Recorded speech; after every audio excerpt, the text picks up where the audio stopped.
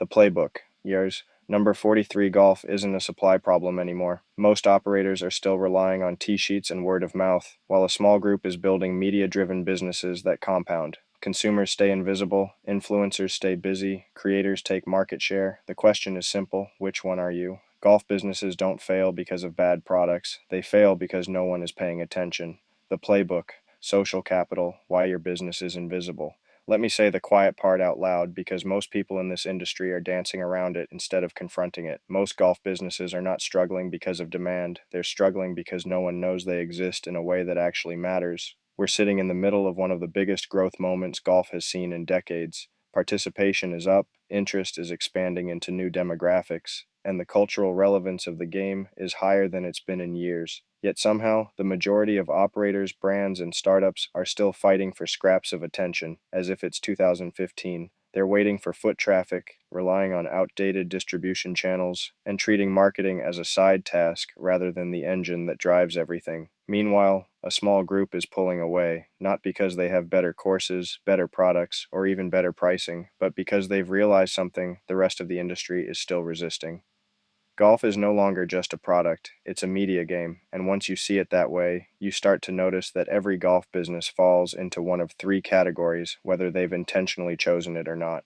The first group, which makes up the overwhelming majority, is what I'd call the good operators, invisible brands. These are the courses with solid conditions, the brands with quality products, the startups with legitimate solutions, and the people who actually know what they're doing when it comes to golf. They care about the customer experience, they invest in operations, and they pay attention to industry trends. But when it comes to telling their story or building any presence outside their physical or transactional environment, they go completely silent. They read newsletters like this, they follow what competitors are doing, they observe the market, and then they go back to running their business without ever translating that insight into visibility. There's no consistent content, no clear voice, no distribution strategy, and no reason for someone to choose them over the next option other than proximity or price. That's the hard truth most operators don't want to accept. If you're not actively telling your story, the market assumes you don't have one. The second group is where things get more interesting and honestly, more frustrating. These are the businesses that have realized they need to do content, so they start posting, they hire a social media manager,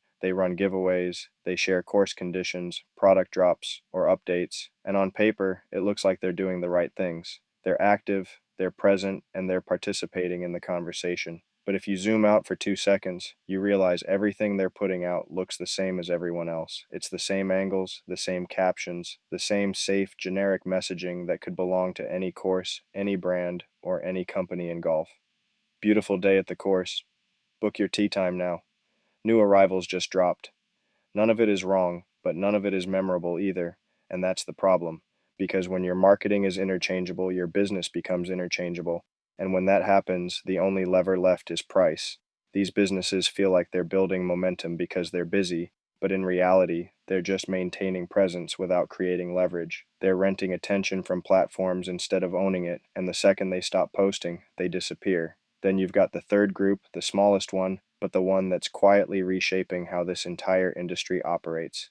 These are the media first operators, the creators, the businesses that understand they're not just selling tee times, apparel, software, or experiences. They're building attention, trust, and distribution before they ever ask for a transaction. They think like media companies first and golf businesses second, and that mindset changes everything about how they show up. Instead of only promoting the end product, they document the process. They show the behind the scenes of running a course, building a brand, or launching a product. They highlight the personalities inside the business. They share the wins, the losses, the lessons, and the things most companies would never think to make public. They create content that people want to follow, even if they never plan to become customers. And that's the unlock, because once you own attention, monetization becomes a lot easier and in many cases, optional. You can see this playing out everywhere if you're paying attention. Good didn't start by trying to sell products. They built an audience and turned that into a business. No Laying Up didn't wait for credentials or permission. They built trust and became one of the most respected voices in golf media. Even the PGA Tour, one of the most established organizations in the sport, is now collaborating with creators because it understands where attention is headed. This isn't a passing trend, it's a power shift. And if you're operating anywhere in this industry, whether you're running a course, building a DTC brand, Working in tech or trying to grow a service business, this shift directly impacts you, whether you like it or not. You're no longer just competing on product quality, pricing strategy, or location advantages. You're competing on attention, and attention is no longer controlled by the biggest budgets or the most established names. It's controlled by the businesses that show up consistently with something worth watching. Most operators are still optimizing for traditional metrics like revenue per round, utilization rates, and customer acquisition costs, which all matter, but they're missing the layer that compounds over time. The top 1% are optimizing for attention per post, trust per touch point, and distribution per idea because they understand that content is no longer a marketing function, it's infrastructure. It's the thing that drives everything else. So, this isn't really about whether you should post more on Instagram or start a newsletter. It's about whether you're willing to choose a different role in the market.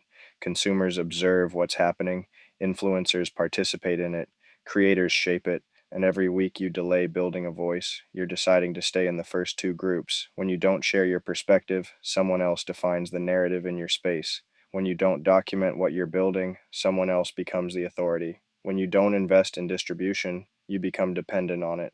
That's the real risk most people are ignoring, not posting. You already have the experience. You already have the insights. You already have the stories people in this industry would care about if you shared them meaningfully. You just haven't decided to use them yet.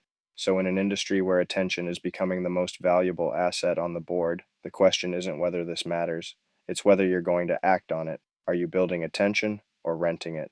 Which one are you? What you missed last week. Inside the ropes isn't quiet.